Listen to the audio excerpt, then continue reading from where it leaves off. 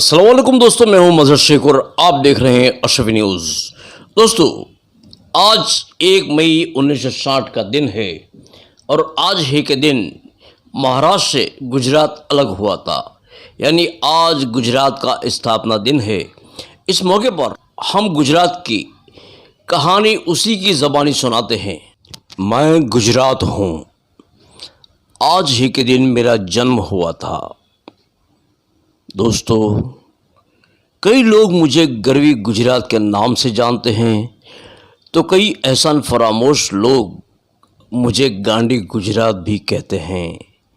लेकिन मैंने कभी किसी में भेदभाव नहीं किया।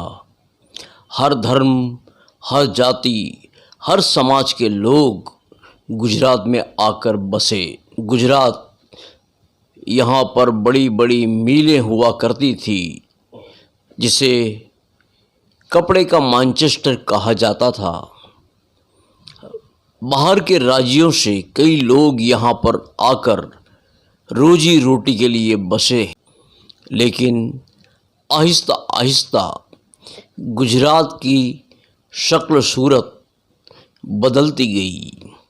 दोस्तों, मैंने नवनिर्माण आंदोलन भी देखा है, उसमें कई लोगों की जान जाते भी देखी है।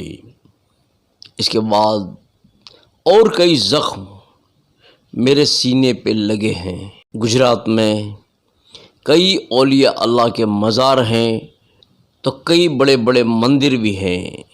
गुजरात में कांकरिया तालाब भी है तो साथ ही चंडूला तालाब भी है। मुझे आबाद करने में राजा और बादशाहों ने कोई कमी बाकी नहीं रखी।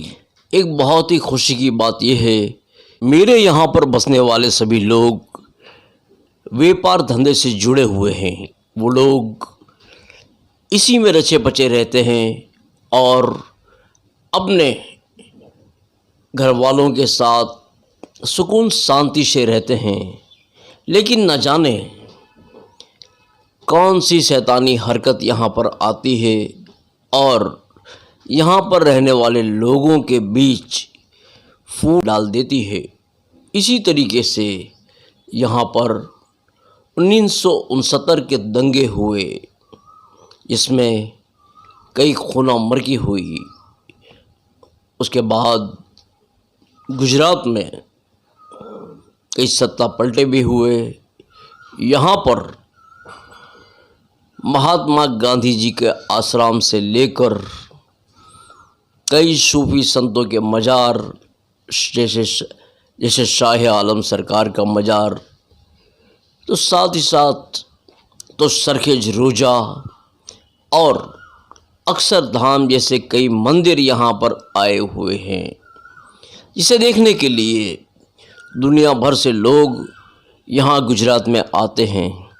यहाँ की खूबसूरती की हम बात करें तो कच्छ का रेगिस्तान और राजा महाराजा और बादशाहों की बनाई हुई इमारतें, जिनमें ख़ासकर सीदी सैयद की जाली, 3 दरवाज़ा, माणक चौक, बादशाह का हजीरा, ऐसे कई मकामात हैं जो देखने के लिए लोग ख़ास गुजरात में आते हैं और गुजरात की खुशबू में अपने कई दिन गुजारते हैं। कई बार गुजरात को नज़र भी लग जाती है। 2000 के साल में यहाँ पर काफ़ी बारिश हुई थी, उसमें बहुत नुकसान हुआ। उसके बाद अभी गुजरात उठ ही नहीं पाया था कि 2001 में भूकंप ने आ घेरा। 26 जनवरी को आने वाला भूकंप गुजरात को निस्तो नाबूद कर गया। लेकिन हिम्मत हारने वाले गुजराती नहीं हैं और दोबारा फिर उठे। लेकिन काल चक्र, जैसा मैंने कहा कि 2002 के दंगों ने यहाँ पर हाहाकार मचा दिया। एक कौम दूसरी कौम की दुश्मन बन गई। लेकिन आज 20 साल होने को आए, लोग उन दिनों को भी भूल चुके हैं। 2002 के दंगों के बाद गुजरात फिर दोबारा उठने लगा। यहाँ पर मिलें बंद हो चुकी थी, उसके बाद पावरलूम ने उनका स्थान लिया। पावरलूम भी मरने की कतार पर था। अब जो है वो गुजरात नए रंग रूप से ढल रहा है। यहाँ पर आपको ऊंची ऊंची इमारतें, कई ब्रिज, पुरानी साबरमती की जगह पर रिवर फ्रंट और कांकरिया की जगह पर कांकरिया कार्निवेल देखने को मिलेगा। पहले 2 मंजिला बस चला करती थी, उसकी जगह पर अब आपको BRTS बस और मेट्रो ट्रेन देखने को मिलेगी। गुजरात पे बसने वाले 6.5 करोड़ लोगों में कई लोग ऐसे हैं जिन्हें 2 वक्त का खाना भी नसीब नहीं होता। ये मेरे लिए बहुत ही दुख की बात है। यहाँ पर महात्मा गांधी, लाल याग्निक जैसी कई हस्तियाँ हुई, लेकिन अफसोस अब ऐसे लोग यहाँ देखने को नहीं मिलते। दोस्तों, गुजरात फिलहाल एक नए रंग रूप में ढल चुका है। यहाँ पर ऊंची ऊंची इमारतें, नदी के इस पार का हिस्सा कुछ अलग हो चुका है तो नदी के उस पार का हिस्सा कुछ अलग नज़र आने लगा है। एक जानिब गरीबी के छप्पर में छोटी छोटी झोपड़ियों में रहने वाले लोग, तो दूसरी जानिब बड़ी बड़ी मंजिलों में, बड़े बड़े फार्म हाउस में रहने वाले लोग, जो इन गरीब लाचारों की बेबसी को भी नहीं सोच सकते सपने में भी कि ऐसे लोग भी यहाँ पर रहते हैं।